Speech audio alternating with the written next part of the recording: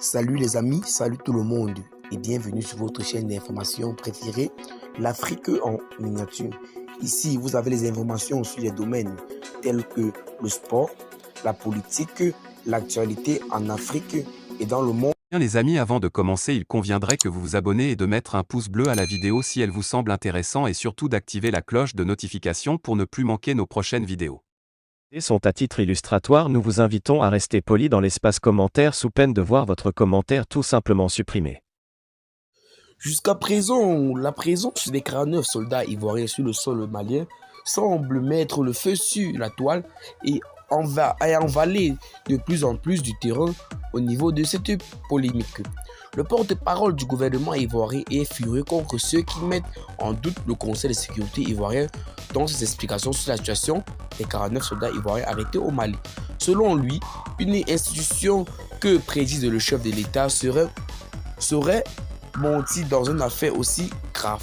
Le ministre Amadou Koulibaly n'a pas voulu s'étendre sur la question du journaliste qui lui demande des éclaircissements sur la situation des soldats ivoiriens présents comme des mercenaires par le gouvernement malien.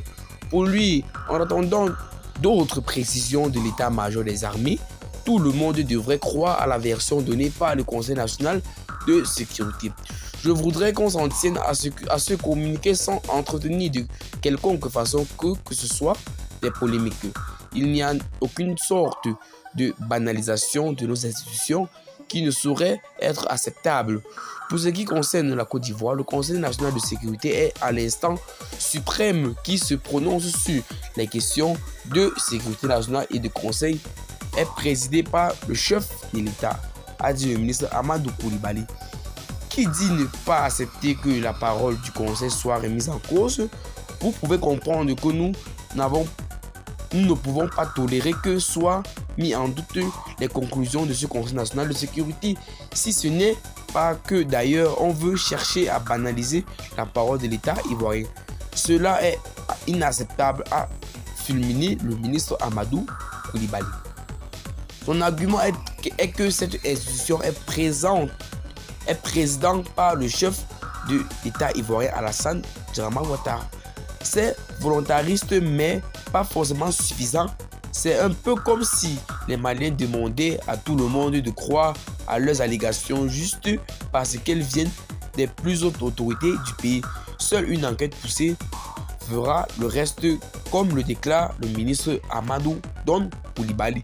Ce dernier fait donc état que les 49 soldats ivoiriens capturés ou alors incarcérés sur le sol malien pour une tentative de coup d'État serait une fausse information divulguée par l'État malien, car ce dernier a précisé que les 49 soldats ivoiriens présents sur le sol malien ont été envoyés par mission diplomatique de l'État ivoirien dans la lutte contre l'insécurité. Tant bien que mal, la transition malienne refuse d'accepter ces allégations et se bat coûte que vaille afin de ternir l'image du gouvernement ivoirien.